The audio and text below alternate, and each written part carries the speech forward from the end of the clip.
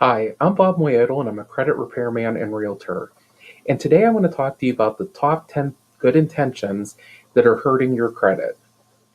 We all have good intentions when it comes to our credit, but there's things that you might be doing that are actually causing more harm than good. Number 10 is being an authorized user on someone else's bad card. A lot of times people are told that in order to build credit history, that they should be an authorized user on somebody else's card so that they can ride on their coattails with the credit. But if you're an authorized user on somebody else's card that uses the card irresponsibly, you're actually causing more harm than good. So you want to make sure that any card that you're an authorized user on is a card that has a good history behind it. Number 9, paying off a collection account. We all want to be responsible, and if you have an account in collection, you want to clear that up. But keep this in mind. If you pay off an account that's gone to collection, it restarts the clock.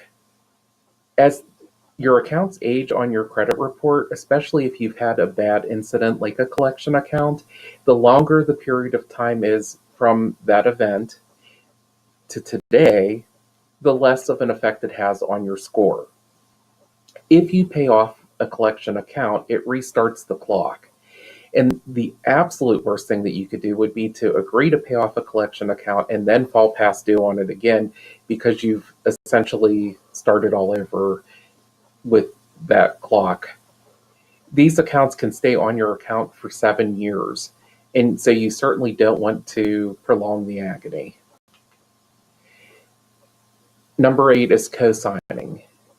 I will be doing a video about the dangers of co-signing, but I just want to tell you today that if you're considering co-signing, that make sure it's something that you're able to pay on your own.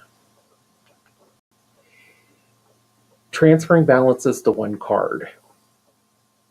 I know it's tempting because you want to save money, but the thing that you need to keep in mind is if you're going to transfer balances to one card, you're most likely going to have a very high balance on the new card. And that's going to cause a problem because your score is based on your credit utilization. If you have $1,000 limit and you have $900 in balance on one card, that's a 90% utilization. If you have $300 on 3 cards, that's 30% utilization across the 3 accounts, which is actually going to help your score more. So if you're going to do a transfer, you need to take into consideration whether the short-term benefits are worth that ding on your credit score. Using only one card. If you only use one card, you're only essentially building credit on one account. In this case, you want to share the love. Not having enough credit diversity. Part of your credit score is based on having different types of accounts. The person that has 3 credit card accounts will never have a score as high as the person that has a credit card, a car loan, and a mortgage. They're looking at different types of loans.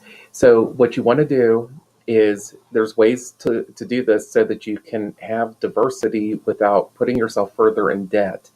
And one of which might be getting a small personal loan instead of carrying a balance on your credit card. Canceling a zero balance credit card. This goes to the history section of your credit score. When you close out a credit card, you're actually canceling out the history behind it. Sometimes there's benefits to closing these accounts because if you have a high annual fee, you might want to be getting away from that annual fee. But you want to keep that in mind and weigh whether those benefits of saving a little bit of money on the fee is worth the ding to your credit score. This is certainly something you'd want to keep in mind if you have a large purchase coming in the near future. not having a credit card. There's a lot of people that believe cash is king, and there's nothing wrong with not wanting to be in debt. You don't need to have a lot of debt to have a good credit score. It's how you use the credit that's going to determine your credit score. If you need to build credit, and everybody should have some credit, you might want to consider having a credit card, charging those normal expenses to the credit card, and paying it in full each month, which is going to sound like a contradiction when we get to one of the later harmful activities, but I'll explain it then. Number two is not using your credit cards. And this, again, if you're not using the credit cards, you're not building credit history. It's just sitting there dormant. The other problem is that when you don't use your card for a while, they may shut down the account, which could harm your score because it affects the history and your available credit. And lastly, paying your bill in full. Now, it seems like a contradiction, I know, but the thing that you need to know is there's a right way and a wrong way to pay the bill in full. If you're paying your bill in full, you need to wait until after the bill comes out because you need it to report that there was a balance on the account so that you build credit, but you want to pay before the due date so that you're not paying any interest. I hope that you found these 10 items helpful. Thank you for watching.